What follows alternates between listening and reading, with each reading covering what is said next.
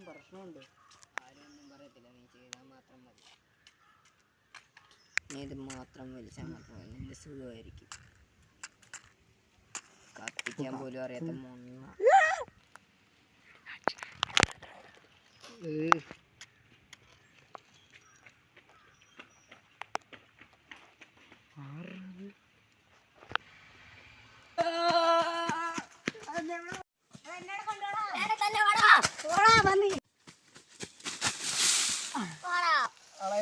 ഇനി ആരും വരുന്നില്ല, നമ്മൾ ഉറങ്ങി ചുമ്മാ ഓടണ്ട.